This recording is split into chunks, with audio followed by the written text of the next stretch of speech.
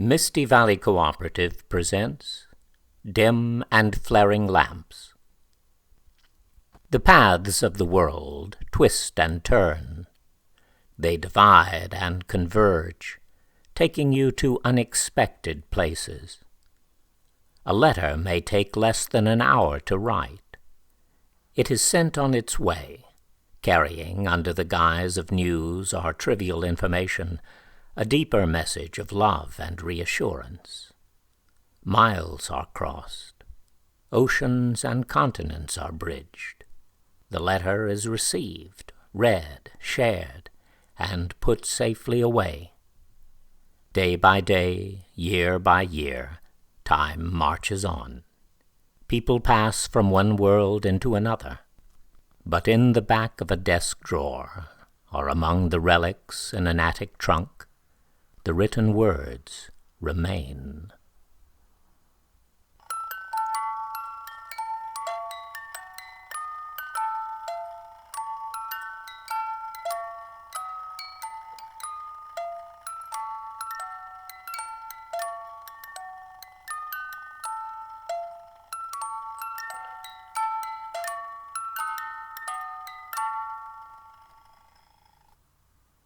The Forked Ways, Part 3, Dim and Flaring Lamps, by Beau Farr.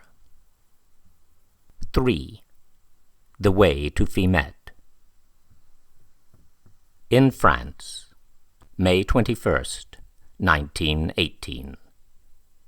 Dear Mother, well, we have reached the end of our long journey, and I suppose we'll soon be in the front line, the objective of our training. I have had a little taste of excitement already, as in the last week I have been through 2 submarine attacks and 3 air raids, both resembling a 4th of July celebration on a large scale. I am comfortably situated here, as I am the military commander of the district, am occupying the best quarters, the residence of the parish priest adjoining the church. The battalion is distributed around this and an adjoining village, the men sleeping in barns and stables. This is a fine country. Every foot of it is under cultivation, and before the war must have been very prosperous. I enjoyed my trip over very much and am feeling fine, was not seasick at all, as the ship was one of the largest afloat. The men are also in fine condition. We are working every day to learn the fine points of the game of war, under instruction of men who have been on the line for a long time. So I don't get much time to write, but I expect everybody to write me often. I hope you're well now the good weather has come and you can get around. Don't forget to write sometime. With lots of love, I am your son, Edmund, Company B, 111th Infantry, AEF, care of Cox Company, London, England. In France, June 16th, 1918. Dear Mother, well, we are touring France, seeing strange sights and hearing strange noises, but on the whole, enjoying myself. We were about 3 weeks at our first stop when we got orders to move. We marched 3 days, were in the train almost 2 days, and marched 2 days more. In that time managed to see some of France, including the Eiffel Tower. In fact, that is in sight now. We march from one village to another, and on arrival at the place we are to stay overnight, call on the mayor for sleeping quarters for so many men, and beds for so many officers. In the morning, give him a receipt and march on. Of course, as I am the battalion commander, I have the first choice, and get the best. One place we stopped, I was quartered in the villa of a wealthy Paris banker, and they treated me fine. Invited me and my adjutant to dinner. Served the best to be had, and when leaving in the morning, made a big fuss over us and presented us each with a La France rose. In the same town, the men were quartered in an old convent, 1,000 of them under one roof. It had been a fine building in its day, built of white marble and surrounded by a high stone wall and a moat. We are getting used to shell fire. Don't bother getting out of bed for an air raid. In fact, the long-range gun is throwing shells in Paris now, and we can easily hear them. Everybody keeps well. We have had no sickness so far in the company, and the men are more fit for real service every day. The gardens and farms interest me very much. The people here seem to get so much from their ground. There's a field of onions here, about 5 acres, and while they are well cultivated, they are not in rows. In fact, very few plants except beans and potatoes are in rows. Fruit trees are planted so close together the branches are all interlaced, and the sun never gets through. The scenery would remind you of eastern Pennsylvania, but the houses and buildings are entirely different. I have had only one letter from home since arriving here, and have seen very few newspapers, so I am way behind in the news.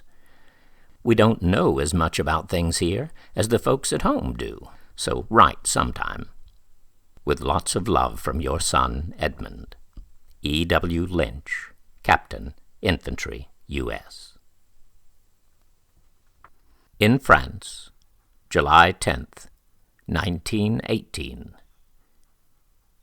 Dear Mother, I received your letter of June 10th today, and write at once, as I never know when I will get another chance, as most of our time is spent in moving around, traveling on the hobnail express, as the boys say.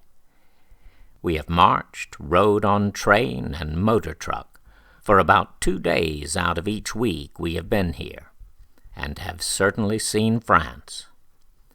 I have been quartered in every kind of house, from the chateau of a rich Paris banker to the hovel of a peasant.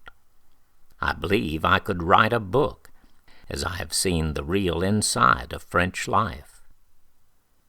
Part of our company was in a battle on July 1st, and were rather badly cut up. We lost in killed and wounded about 20, but the Boche certainly paid for it. We are now near the line again, and some days the guns roar all day long, and again we won't hear a shot for 24 hours. I am very much interested in the gardens. They get more from the ground than I ever saw before. Potatoes are planted in hills 3 feet apart, and lima beans are only 1 foot apart. So you see they use a different system to what we do. Letters are coming regular now, but of course it takes a long time to get them. They have to wait their turn. The most important thing is ammunition, the next food, and the last in importance is the mail. The last of my ink is gone, so I have to use a pencil. I received a letter today from Clayton and Marion. Clayton seems glad he is through school. I think he has done fine, and I hope he will be able to continue. It don't seem any time since the morning he first started. Marion said he had paid you a visit. I am perfectly well and feeling fine, and barring accidents expect to remain so. Write soon again, and I will write when I get a chance, which is rare. We'll close with lots of love for everybody, from your son, Edmund. E. W. Lynch, Captain, Infantry. P.S. Have been trying to get time to write to Agnes, but cannot make it. You know we work all day and are not allowed a light at night, as it shows where we are. E. W. L. August 1st, 1918. Dear Mother, well, I am still able to get around, but fairly well tired out. We have been on the trail of the Boche ever since the drive started 10 days ago, and have neither given nor taken any rest. The men worked well under fire, And though they were sometimes 20 hours between meals, there was never a kick. Believe me, when this bunch gets going right, something is going to bust. Modern war is no picnic. You've heard the famous expression of Sherman. Well, he must have been talking to ladies, or else he did not know any stronger words.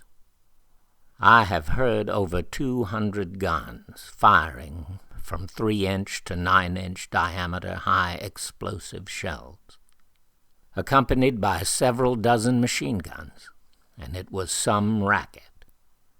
We are having a continual 4th of July celebration, and have not been out of the sound of guns for 10 weeks, and under fire continually for the last 4 weeks. I am feeling fine, and am glad I did not miss this experience. We have marched over miles and miles of French roads, and seen sights I will never forget. Have met very few French people.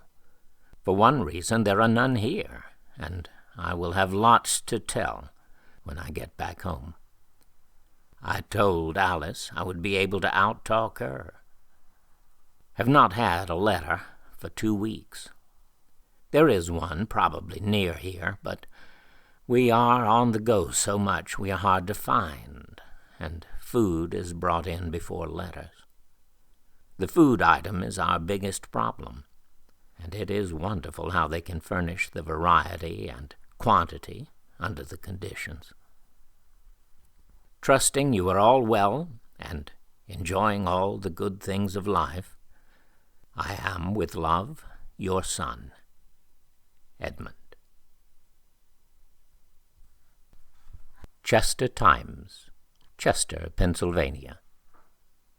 Captain Lynch dies a hero. Popular commander of Company B of this city, killed in France while saving the lives of his men. Dropped 6 Germans. Faced deadly machine gun fire alone. Was riddled with bullets. Captain Edmund W. Lynch, popular commandant of the Chester Boys in the great Battle of Fismette, gave his life to save his lieutenants, Frank M. Glendenning of Pittsburgh and Edward F. Fitzgerald of New York City, and their comrades, on Sunday, August 10th. News of the death of Captain Lynch, who killed 6 Huns before he fell, came as a great shock to his many friends in this city and county. Lynch was the idol of the regiment, and sacrificed himself for his men.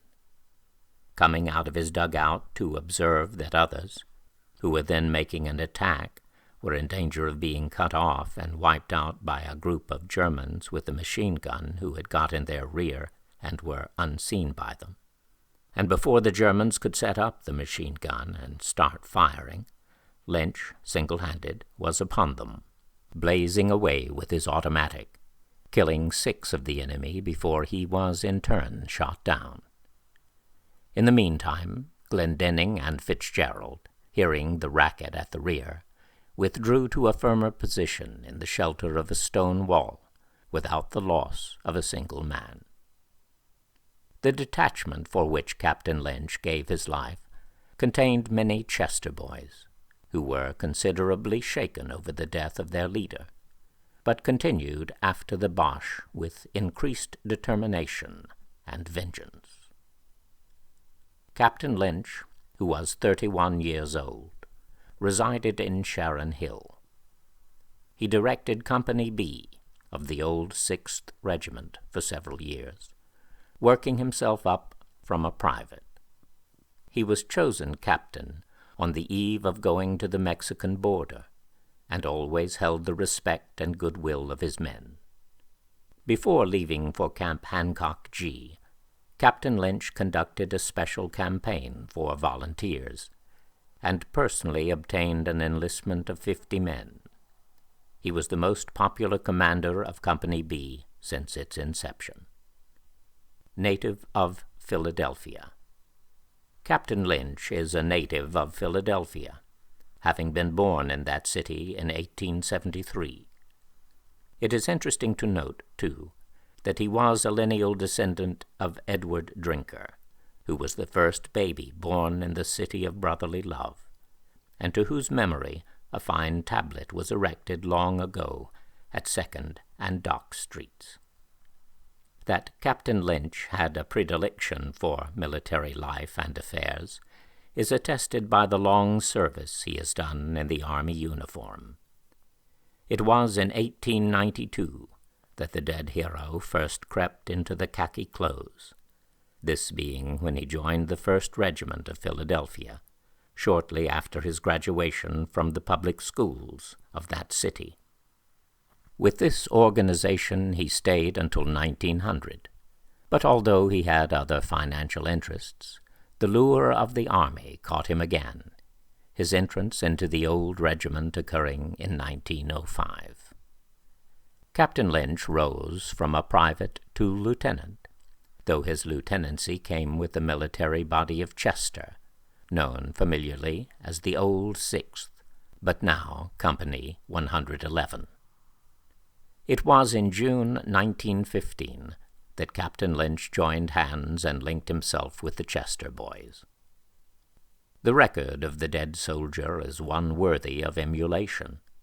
He passed through the stirring events that went to make up the history of the Spanish-American War, and in 1916 he did actual service on the Mexican border.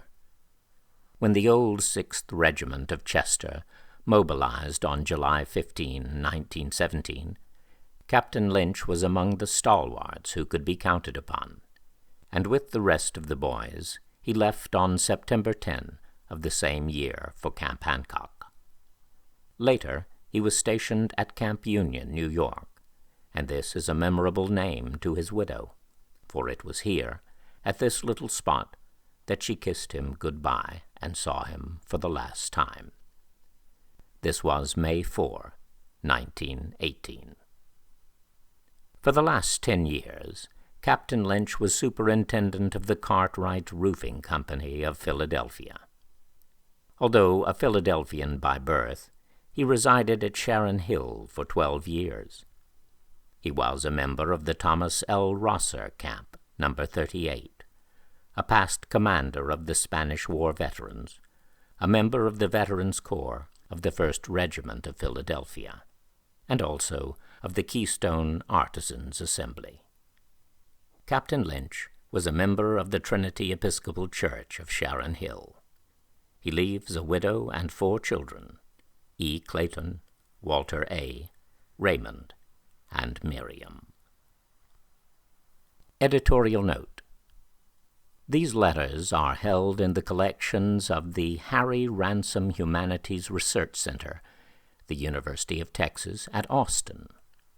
My thinking is that they were given to the research center by the author's son, Edmund Clayton Lynch, Sr., Major General, U.S. Air Force, Clayton in the letters, who taught for a time at the university following his retirement from the United States Air Force.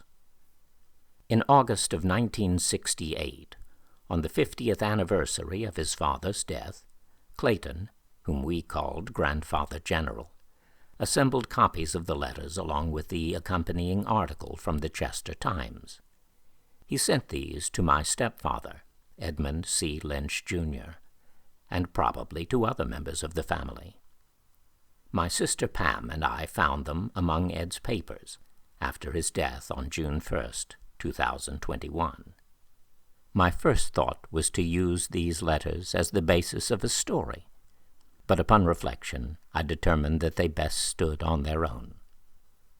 The correspondence is on lined paper, handwritten, sometimes hastily and under challenging circumstances.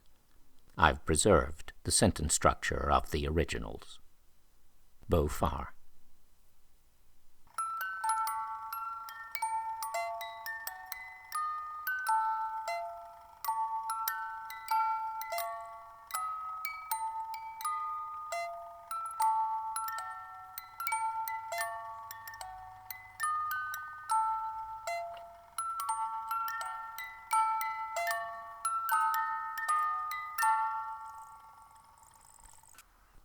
You have been listening to The Way to Fismette, from Dim and Flaring Lamps, the third book of the Forked Ways. The audio recording was supervised by R.J. Williams and is copyright 2023 by Beau Farr. All rights reserved.